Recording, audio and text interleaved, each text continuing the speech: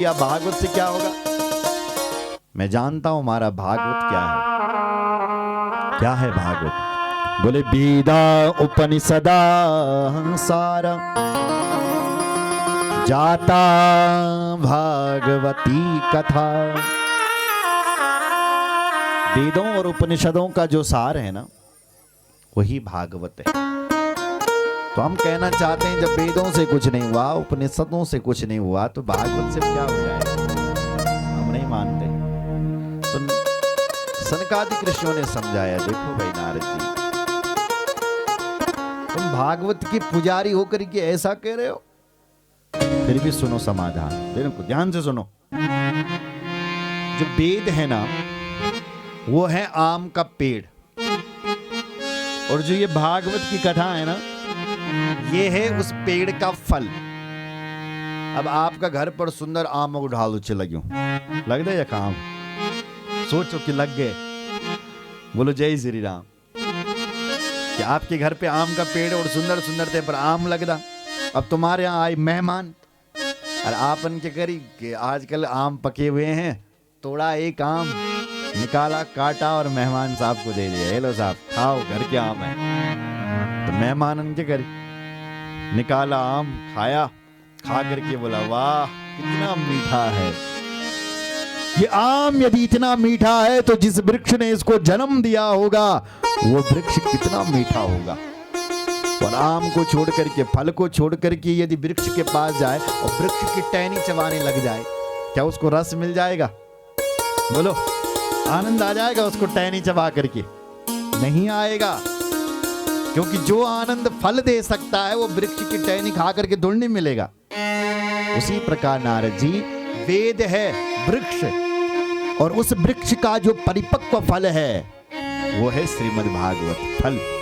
इसलिए जो काम फल कर सकता है, जो रस, जो आनंद फल दे सकता है, वो वृक्ष कभी नहीं दे सकता। देखो भाई, दूध से ही घी बनाया जाता है, पर लेकिन जो काम घी कर देगा वो दूध कभी नहीं कर सकता। कैसे? बोले देखो, आप घी में दीपक जला रहे, घी से दीपक जलता है, अब घी दीपक से जलता जलता घी खत्म हो गया। अब किसी ने कहा एक काम करो, इस दीपक को आप दूध से जलाओ, क्योंकि ये घी भी तो दूध से ही तो निकला है। अब बताओ कि दूध से दीपक जल जाएगा? जो काम घी कर सकता है वो दूध कभी नहीं कर सकता। घी से आप परांठे बनाते हैं, अब परांठे बनाते बनाते घी खत्म, अब क्या होगा भाई? किसी ने कहा ये घी आया कहां से? बोले दूध से तो आया, तो दूध से परांठे बना लो। क्या दूध से परांठे बन जाएंगे? नहीं। तो जो काम घी कर सकता है वो तुम्हारा दूध कभी नहीं कर सकता। इसलिए हे नारद जी, जो काम ये भागवत की कथा कर सकती है वो तुम्हारे वेद, पुराण, उपनिषद कभी नहीं कर सकते हैं। इसलिए भागवत की कथा सुनाओ। नारद जी ने कहा धन्य हो महाराज आप, अब मुझे ज्ञान हो गया, और मैंने ये भी देख लिया कि पढ़ लिख करके कोई व्यक्ति कितना भी बड़ा विद्वान क्यों न बन जाए, जब तक आप जैसे महापुरुषों के चरणों में नहीं झुकेगा तब तक वो उसको विद्या का पूरा ज्ञान नहीं हो सकता। और आप लोगों के दर्शन भी ऐसे ही नहीं मिलेंगे महाराज। कैसे मिलेंगे? बोले भाग्य उदयेन बहुजन्म समर्जितेन सत्संगमं चलवते पुरुषो यदा वे अज्ञान हेतु कृत मोह मदांधकार नाशं विदाय हि तदोदयते विवेकः। भाग्य उदयेन बहुजन्म समर्जितेन, बहुजन्म समर्जितेन भाग्य उदयेन। जब बहुत जन्मों केवल भाग्य उदय होते हैं तब ये जीवन में हमने सत्संग मिल दो। क्या मिल दो? और सत्संग से क्या होता है? उदयते विवेकः, विवेक का उदय हो जाता है। विवेक किसे कहते हैं? अच्छा क्या है, बुरा क्या है, सही क्या है, गलत क्या है, इसका जो विवेक करना जानता है उसको विवेचन बुद्धि कहते हैं। इसको जो समझता है उसको विवेकवान व्यक्ति कहते हैं। तो विवेक तभी हो सकता है जब सत्संग मिलेगा, और सत्संग तभी मिल सकता है जब महापुरुषों की दया होगी। बिनु सत्संग विवेक न होई, और राम कृपा बिनु सुलभ न सोई। भगवान की कृपा के बिना मतलब सत्संग सुलभ नहीं हो सकता, सत्संग बड़ा दुर्लभ। तो नारद जी ने कहा, बोले महाराज मेरा अंदर जो अज्ञान था वो तो चले गया, अब हम आपके ही शरीर से, आपसे ही श्रीमद् भागवत कथा सुनना चाहते थे ज्ञान वैराग्य मुक्ति के लिए, क्या आप सुनाएंगे? बोले हम इसीलिए तो घूम रहे, कोई हमसे कथा करवाए, हम इसीलिए घूम रहे हैं। बोले ठीक है, कहाँ कथा होनी चाहिए? बोला आप बताओ। तो सनकादिक ऋषियों ने कहा कि ये कथा हरिद्वार में होनी चाहिए। गंगा द्वारे समीपे तू तटमानंद नामकम। माँ गंगा का द्वार कहाँ? बोले हरिद्वार, ये कथा हरिद्वार में होनी चाहिए। बोलो जय श्री राम। बात कहाँ हो रही है? चित चलने लगी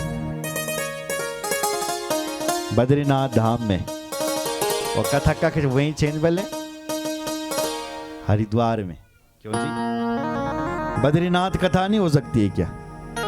बोले ये आज की बात थोड़ी नहीं है, ये उस जमाने की बात है जब कोई बद्रीनाथ पहुंच नहीं पाता था।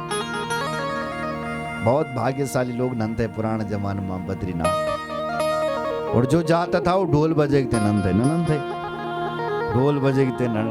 बोले क्यों जा रहे हैं ऐसे? बोले आने की संभावना नहीं, आता घर की नहीं आता, रास्ते ही नहीं थे पहले जमाने।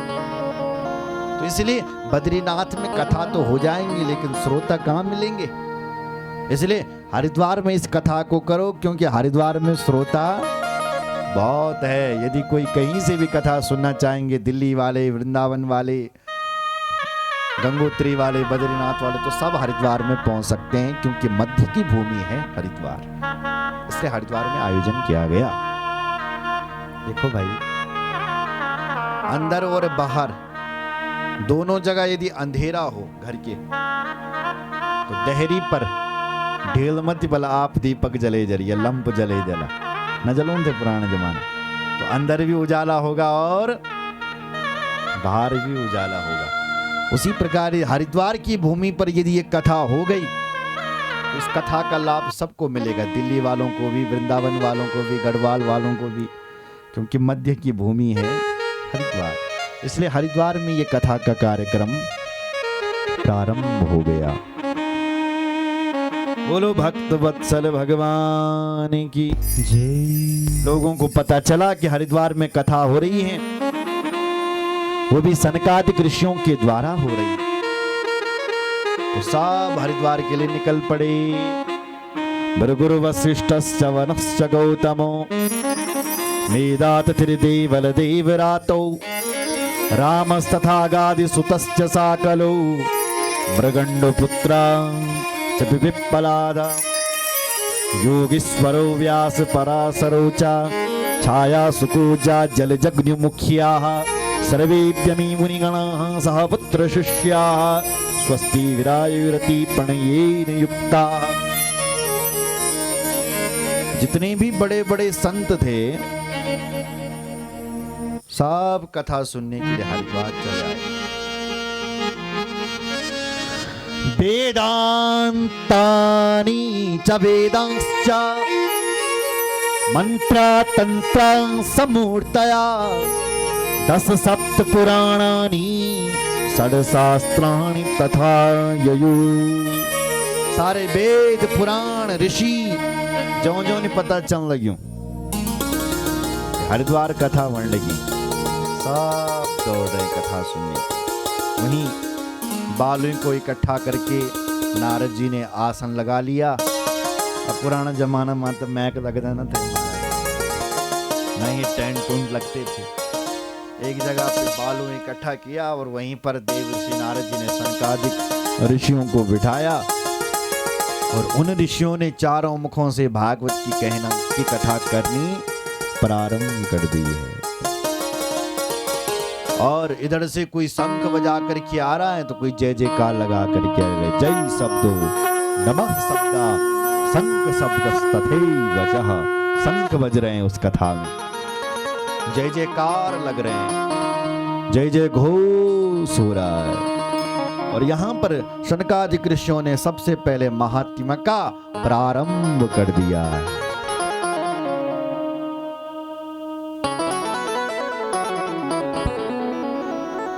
सदा सेव्य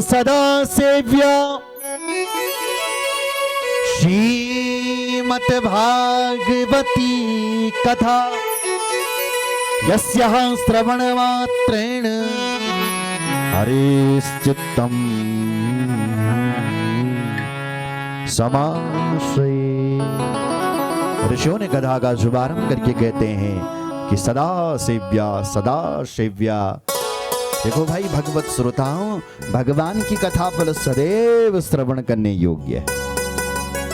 सदा सेव्या, इस कथा को सदा सुनो। सदा सुनने से होगा क्या? बोले हरिश्चित्तम समाश्रयेत्। जब तुम इस कथा को सुनोगे तो भगवान बल तुम्हारे चित्त में चिपक जाएंगे। अथते वर्णते स्माभिर महिमा सुख शास्त्रजा, यस्य श्रवणमात्रेण मुक्ति करतले स्थिता। जो इस भागवत की कथा को श्रवण करता है, यस्य श्रवणमात्रेण मुक्ति करतले स्थितः, मुक्ति बल उसके करतल यानी हाथों पर आ जाती है। ततः करतली कृत्यः, करतली कहते हैं अंजुलि को, तो दोनों हाथों पर उसकी मुक्ति आ जाती है जो इन भागवत की कथा सुन दो बल। इसलिए भागवत की कथा तो सुनकर के 21 पीढ़ियों का उद्धार कर देती है। इसलिए इस भागवत की कथा को सुनो सुनो। अरे दौड़ करके चले आते हैं। एकम भागवतम शास्त्रम मुक्तिदानेन गर्जति, तथा भागवतस्यापि नित्यम भवति यद गृहे। जिस घर में एक श्लोक भी भागवत का बोला जाता है, वो घर तो अपने आप में महाराज तीर्थ वेजांगल हो घर। जिस घर में भागवत की कथा होता, जिस जगह पर हो जाती है, तदग्रहम तीर्थ रूपम ही वसताम पापनाशनम अश्वमेध शास्त्राणि वाजपेय सतांचः। अश्वमेध शास्त्राणि 100 अश्वमेध यज्ञ का उसको पुण्य मिल जाता है। सुन रहे? जो भागवत की कथा अपने घर पर करवाता है और जिन जगह पर बल कथा वे जान एक बार आ जगह पे बल आप तीर्थ बन जान के बन जान दी तीर्थ। रावत जी, पवन रावत जी, अवतारे जी, आपने यो जगह आप तीर्थ बना दी। यहाँ सारे तीर्थ बर्थ सारा देवता सब यहीं आकर के विराजमान हो गए। इसलिए ये धरती ही तीर्थ हो